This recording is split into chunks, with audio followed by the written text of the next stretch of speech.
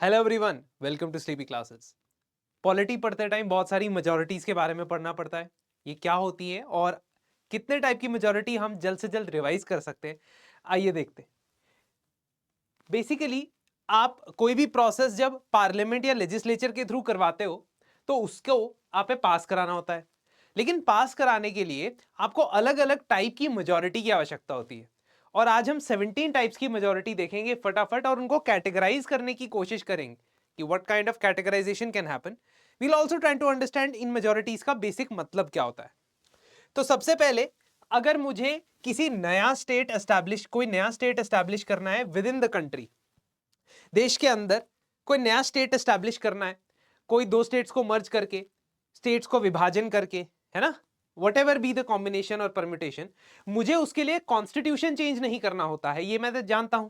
लेकिन इसके लिए मुझे simple majority from the parliament, simple majority of the parliament से बिल को पास करवाना पड़ेगा, यानी कानून तो पास करना पड़ेगा। अब इससे हमारे पास पहली टाइप की मेजॉरिटी आ जाती है, that is simple majority. Simple majority का मतलब क्या होता है कि हर एक हाउस के अंदर जितने भी लोग प्रेजेंट एंड वोटिंग है, यानी लोकसभा और राज्यसभा, ये दो हाउसेज हैं, इनमें जितने भी लोग उस दिन प्रेजेंट होते हैं उसमें से 50% प्लस वन मोर मेंबर। तो अगर लोकसभा में 200 लोग आए हैं, प्रेजेंट हैं और वोट कर रहे हैं, तो इन 200 में से 101 वोट्स अगर मुझे रेजोल्यूशन कानून के फेवर में मिल जाएंगे तो उसे पास मान लिया जाएगा। सेम वे अगर राज्यसभा में 100 लोग आए हैं और 51 लोग वोट कर देते हैं तो इसे सिंपल मेजॉरिटी माना जाएगा। सिंपल मेजॉरिटी में आप पूरे हाउस की टोटल स्ट्रेंथ कितनी है, टोटल मेंबरशिप कितनी है, ये नहीं देखते हो, लेकिन ये जरूर देखोगे कि कोरम आया है या नहीं आया है, क्योंकि कोरम जैसा कि आप जानते हो वो मिनिमम नंबर ऑफ पीपल है जो अगर नहीं आते हैं तो हाउस का सेशन ही नहीं हो सकता है। 10% ऑफ द टोटल स्ट्रेंथ को कोरम कहा जाता है। तो अगर लोकसभा में 55 लोग नहीं है, 50 लोग ही आए हैं, तो इसका मतलब सिटिंग ही नहीं हो सकती है। ये कोरम कैसे निकाला? लोकसभा की टोटल सैंक्शनड स्ट्रेंथ है 550, लोकसभा की टोटल मेंबरशिप है 543। क्यों? क्योंकि पहले 545 हुआ करती थी, लेकिन इसमें से 2 सीट्स एंग्लो इंडियंस की होती थी। ये सीटें अब जा चुकी हैं, these seats are not reserved anymore. इसलिए अगर टोटल मेंबरशिप की बात करें या टोटल सीट्स कितनी है लोकसभा में, इसकी बात करूं तो वो होता है 543। अब इसका 10% 54.3 यानी 55 लोगों का आना जरूरी है, तभी कोरम बनेगा। सेम कैलकुलेशन आप राज्यसभा के लिए भी कर सकते हो। वापस चलते हैं, दूसरा जो आपका मेजॉरिटी है वो है लेजिस्लेटिव काउंसिल बनाने के लिए कौन सी मेजॉरिटी चाहिए। अगर मुझे किसी स्टेट में लेजिस्लेटिव काउंसिल बनानी है तो मुझे दो चीजें करनी होंगी। एक तो पहले उस स्टेट की असेंबली के अंदर, मुझे एक टाइप की स्पेशल मेजॉरिटी से रेजोल्यूशन पास करवाना पड़ेगा। इस स्पेशल मेजॉरिटी को हम कह देते हैं SP1। ठीक है, just for the sake of argument let us call it SP1। SP1 का मतलब है 50% of the total strength of the house, 50% of the total strength of the house and 2/3 present and voting. तो मान लीजिए पंजाब की बात करते हैं, पंजाब चाहता है लेजिस्लेटिव काउंसिल बनानी है। पंजाब की लेजिस्लेटिव असेंबली में टोटल 117 सीट्स है और 117 सीट्स में से मुझे 50% तो चाहिए ही चाहिए। इसका मतलब इसका 50% कितना हुआ? 59 हो गया, है ना, क्योंकि 58 होगा तो 116 होगा, 59 तो मिनिमम मुझे सीटें चाहिए। लेकिन उस दिन जितने लोग आए हैं उनका 2/3 भी मुझे चाहिए। तो मान लीजिए उस दिन अगर 100 लोग आते हैं तो ये कंडीशन फुलफिल हो जाएगी if I get 2/3 of them. 2/3 of 100 is 66.67 यानी 67। इसका मतलब ये दोनों कंडीशंस अप्लाई होगी, 59 और 67। समझ रहे हो? तो अगर उस दिन 100 लोग आए हैं और 67 वोट मुझे चाहिए ही चाहिए होंगे, लेकिन अगर उस दिन 80 लोग आए, ठीक है, मान लो उस दिन 80 लोग आए, तो मैं 59 वोट लेके जीत सकता हूं। देखो 3 2s are 6, 20, 26, 52 नहीं, तो इसका मतलब 53 हो गया ये लगभग। अगर ये 53 है तो मुझे कौन सा नंबर देखना होगा? Then I have to see this number 59। तो इसका मतलब क्या हुआ कि दोनों कंडीशन सेटिस्फाई करनी चाहिए। In this case where 100 people are there, I need to get the signature of 67 people. 2/3 वाली कंडीशन जो है वो इंपॉर्टेंट कंडीशन हो गई। On the day when 80 people have come, only 2/3 will not be enough.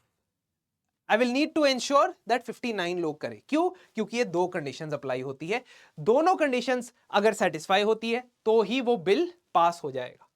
अब यही अबॉलिशन और creation of legislative council में होता है। अगर आप 50% of total strength, 2/3 present and voting ये कर लेते हो, यहां काम खत्म नहीं होता। उसके बाद पार्लियामेंट के पास ये रेजोल्यूशन जाता है और पार्लियामेंट अगर सिंपल मेजॉरिटी से, ऊपर जो मेजॉरिटी डिस्कस की थी, सिंपल मेजॉरिटी से दोनों हाउसेस अप्रूव करते हैं, तब जाके किसी स्टेट में लेजिस्लेटिव काउंसिल बन सकती है। मुझे कमेंट्स में जरूर बताना कि कौन से स्टेट्स ऐसे हैं जहां लेजिस्लेटिव काउंसिल है। अब तीसरा, अगर मुझे संविधान में से फंडामेंटल राइट्स को बदलना है या directive principles of state policy को बदलना है, यानी पार्ट 3 और पार्ट 4 में कुछ चेंजेस लाने हैं, तब भी मुझे यही सेम टाइप की मेजॉरिटी चाहिए। As per article 368, I need 50% of the total strength of Lok Sabha as well as the Rajya Sabha, दोनों में अलग अलग इंडिपेंडेंटली मुझे ये कंडीशंस फुलफिल करनी पड़ेगी, तभी जाके मैं कॉन्स्टिट्यूशन में ये और ये अमेंड कर सकता हूं। इसको हमने SP1 नाम दिया था, यही SP1 यहां पे भी है। लेकिन स्पेशल टाइप की मेजॉरिटी में एक और मेजॉरिटी आती है, वो जब आपने किसी फेडरल स्ट्रक्चर से रिलेटेड कॉन्स्टिट्यूशनल आर्टिकल को बदलना हो, जहां पे स्टेट्स और सेंटर के बीच में पावर डिस्ट्रीब्यूशन का मामला हो, state list, union list, concurrent list यानी कि शेड्यूल्ड 7 का मामला हो, वहां पे आपको एक्स्ट्रा कंडीशन लगेगी। ठीक है, इसको हम कहेंगे SP2। इसको हम क्या कह रहे हैं? SP2। क्यों कह रहे हैं? क्योंकि ये उससे एक कदम आगे, आपको 50% ऑफ टोटल स्ट्रेंथ चाहिए, आपको 2/3 प्रेजेंट वोटिंग चाहिए, लेकिन इसके साथ साथ आपको 50% ऑफ द स्टेट लेजिस्लेचर से इसका अप्रूवल लेना पड़ेगा। स्टेट्स हैं 28, तो मिनिमम 14 स्टेट से आपको अप्रूवल लेना पड़ेगा। अप्रूवल कैसे लोगे? उन स्टेट्स की असेंबलीज में सिंपल मेजॉरिटी से रेजोल्यूशन पास करा दोगे कि yes we support this particular amendment of the constitution. ऐसा हुआ था जब GST लाया गया था by 101st constitutional amendment act of 2016, क्योंकि वहां पे सेंटर और स्टेट्स की टैक्सेशन पावर्स के रिलेटेड आर्टिकल्स को बदला जा रहा था। अब SP2 लिख दिया, आगे बढ़ते हैं। नेशनल इमरजेंसी को अगर मैंने अप्रूव करवाना है पार्लियामेंट से, मैंने आर्टिकल 352 का इस्तेमाल करके देश में नेशनल इमरजेंसी लगा दी है, उसको अप्रूव करवाना है, उसके लिए कौन सी मेजॉरिटी चाहिए? यही SP1। क्या चाहिए मुझे? SP1। कोडिंग करनी स्टार्ट कर दो, क्योंकि फिर इसको एक ही कैटेगरी में डाल सकते हो, रट सकते हो, कंफ्यूजन कम होगा।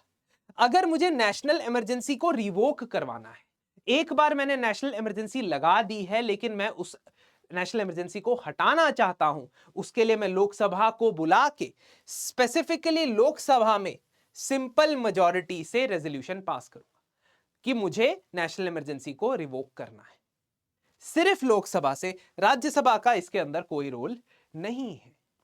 नाउ अगर मुझे इन सब चीजों को डिस्कस करना है, I'll discuss more, अभी 17 है ना, लेकिन मैं बहुत सारी चीजें कंसाइज करके पढ़ाऊंगा अपने पॉलिटी के क्रैश कोर्स के अंदर। और यदि आप कंप्लीटली इंफॉर्मेशन यानी कि फैक्चुअल और कंसेप्चुअल दोनों के मिश्रण को पढ़ना चाहते हैं पॉलिटी में, स्टैटिक और करंट के मिश्रण को पढ़ना चाहते हैं तो पढ़ सकते हैं। Social issues after that I will take up, जहां पे मैं गवर्नमेंट स्कीम्स सारी की सारी जो आपके सोशल सेक्टर से रिलेटेड है उनको भी डिस्कस करूंगा। 7 नंबर पे प्रोक्लेमेशन ऑफ प्रेसिडेंट रूल को अप्रूवल, इसका मतलब सेकंड टाइप की इमरजेंसी, स्टेट इमरजेंसी, जब इसको अप्रूवल मिलना है तो इसके लिए आपको स्पेशल मेजॉरिटी की जरूरत नहीं है, simple majority both houses, simple majority both houses. Same way जब आपको फाइनेंशियल इमरजेंसी को अप्रूव करवाना है तो वहां पे भी simple majority both houses. Simple majority both houses. इन दोनों को रिवोक करने के लिए या हटाने के लिए पार्लियामेंट का कोई रोल ही नहीं होता है। ठीक है, सिर्फ नेशनल इमरजेंसी को रिवोक करने के लिए, हटाने के लिए पार्लियामेंट का रोल लाया गया है। वो भी कौन से अमेंडमेंट से, कमेंट में मुझे बता दो। अभी हम सिंपली चल रहे हैं, जहां पे हमने सिंपल पढ़ा है, हमने SP1 पढ़ा है, SP2 पढ़ा है, याद रखना है, याद रखते रहना है। अब मैं प्रेसिडेंट को रिमूव करवाना चाहता हूं, मैं प्रेसिडेंट को रिमूव करवाना चाहता हूं, इंपीचमेंट उनका करना चाहता हूं। इस इंपीचमेंट प्रोसेस के ऊपर फाइनल अप्रूवल दोनों हाउसेस का लगेगा, यानी लोकसभा का भी और राज्यसभा का भी। इस प्रोसेस के बारे में हमारे संविधान के आर्टिकल 61 में बताया गया है। और इस प्रोसेस को दोनों हाउसेस से अप्रूव करवाने के लिए कौन सी मेजॉरिटी चाहिए? SP3। SP3, ये SP3 क्या है? Majority of 2/3 of total strength of the house की टोटल स्ट्रेंथ, यानी कि टोटल जितनी मेंबरशिप है उसका 2/3 आपको चाहिए, तब आप प्रेसिडेंट को इंपीच कर सकते हैं। मतलब आपको 545 का यहां पे 2/3 चाहिए होगा, सॉरी 543 का, और राज्यसभा में 250 का आपको 2/3 चाहिए होगा, तब जाके आप अप्रूव कर सकते हो प्रेसिडेंट के रिमूवल के प्रोसेस को। And that is a different type of majority, special majority type 3 या SP3। वाइस प्रेसिडेंट को रिमूव करने के लिए इफेक्टिव मेजॉरिटी काम आती है। ठीक है, वाइस प्रेसिडेंट को रिमूव करने के लिए इनफैक्ट जो दोनों हाउसेस के प्रिसाइडिंग ऑफिसर होते हैं, उनको रिमूव करने के लिए किस टाइप की मेजॉरिटी चाहिए? Effective majority. ये इफेक्टिव मेजॉरिटी क्या होता है? जितनी आपकी टोटल नंबर ऑफ सीट्स, यानी कि 543, जैसा कि मैंने अभी एस्टैब्लिश किया आपके सामने, उसमें अगर 13 सीटें वेकेंट है, 13 सीट्स आर वेकेंट। वेकेंट का मतलब समझना है आपने। वेकेंट का मतलब है कि उस पोजीशन पे due to death, due to resignation, due to disqualification, due to expulsion, किसी कारण वजह से वहां पे मेंबर ऑफ पार्लियामेंट नहीं है, there is no member of parliament in that position, that makes a seat vacant. Seat vacant होने का यह मतलब नहीं है कि उस दिन वो बंदा नहीं आया पार्लियामेंट में, no, that is called absence. Vacancy create तब होती है जब मेंबर ऑफ पार्लियामेंट की या तो डेथ हो जाती है, या वो डिस्क्वालीफाई हो जाते हैं, या उनको एक्सपेल कर दिया जाता है, या वो रेजिग्नेशन दे देते हैं, तब सीट वेकेट होती है। तो मैंने वैकेंसीज माइनस कर दी और वैकेंसीज के बाद 530 मेरा नंबर निकल के आया। इस 530 में से 50% यानी कि हाफ करके +1 कर दूंगा तो उसे इफेक्टिव मेजॉरिटी बोला जाएगा। So all the then members की जब मेजॉरिटी होती है जो संविधान में लिखी गई है वो effective majority. Constitution does not do this classification कि इसको इफेक्टिव बोलेंगे, इसको सिंपल बोलेंगे, इसको स्पेशल बोलेंगे, ये तो हम कर रहे हैं समझने के लिए। संविधान कोई ऐसी क्लासिफिकेशन नहीं कर रहा है, वो तो टेक्स्ट में आपको लिख के दे रहा है, वही मैं आपको ट्रांसलेट कर रहा हूं। अब इफेक्टिव मेजॉरिटी मुझे राज्यसभा में चाहिए। किसकी बात कर रहा हूं मैं? वाइस प्रेसिडेंट को हटाने की बात कर रहा हूं। और सिंपल मेजॉरिटी मुझे लोकसभा में चाहिए। So for the same person in 2 houses I need 2 types of majority. In Rajya Sabha, I need effective majority, which I explained over here. And in Lok Sabha, I needed simple majority. मतलब जितने लोग उस दिन आए उसका 50% +1. That is enough. इसको effective majority बोलते हैं. Same way, जब मुझे स्पीकर या डेप्यूटी स्पीकर को हटाना है, अब मैं लोकसभा आ गया हूं, पहले मैं राज्यसभा में था, लोकसभा आ गया हूं, लोकसभा के स्पीकर को हटाना है, डेप्यूटी स्पीकर को हटाना है, तो मुझे इफेक्टिव मेजॉरिटी चाहिए सिर्फ और सिर्फ लोकसभा में। मुझे राज्यसभा में कुछ भी नहीं चाहिए, कोई लेना देना नहीं है। ये ऐसा क्यों हो रहा है? Why this is happening in the case of vice president but this is not happening in the case of speaker? Simple, vice president पूरे देश का वाइस प्रेसिडेंट है, लेकिन स्पीकर तो सिर्फ लोकसभा का स्पीकर है।